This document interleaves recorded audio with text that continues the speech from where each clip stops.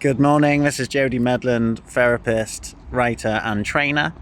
The blogs and the vlogs so far have been quite serious in tone, and so I'm just going to mix it up a bit and do something a bit more lighthearted today. I asked last week on social media if anyone had any questions about therapists or therapy in general, and I chose 5 questions that I received that I thought were quite fun and that made me laugh. So the first one, question number 1. Do therapists have therapists? Yes, we do. So if you are trained, then part of your criteria is that you have to have personal therapy.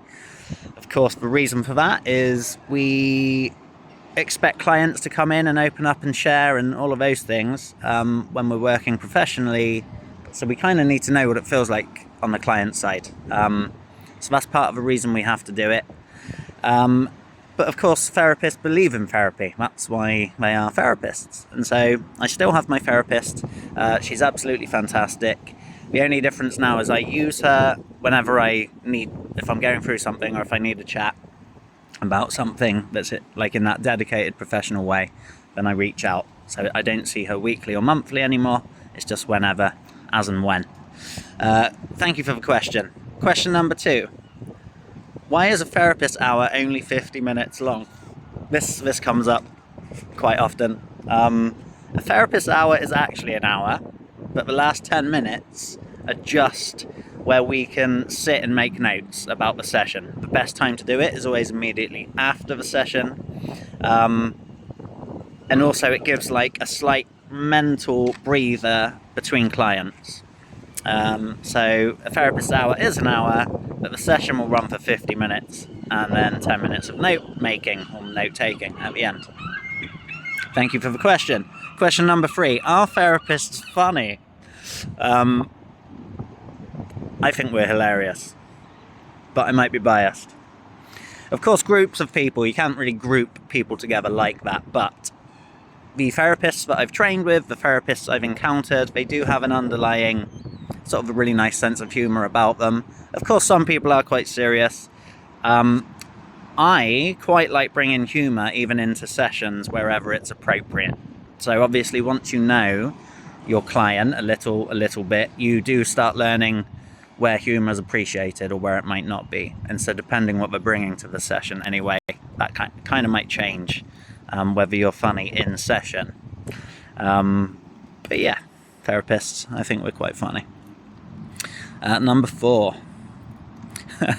Why do therapists always ask, and what does that feel like to you? That made me laugh because, of course, that kind of comes up often in comedy sketches and things. But there is a kind of a science and a logic behind that question.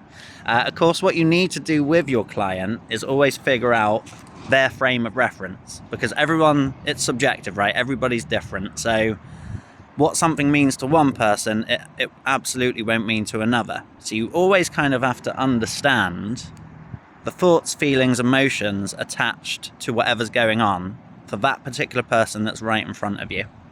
So what does that mean to you? Although it might sound like a simple question, or I don't know, like there is a reason to it, because it begins that conversation that allows you to go a bit further. I'd say there's a secondary reason as well. Sometimes a client, and I am myself a client when I'm in my therapy sessions, but sometimes you actually need to say something aloud and hear it yourself to kind of analyze and validate whether or not that is actually how you feel.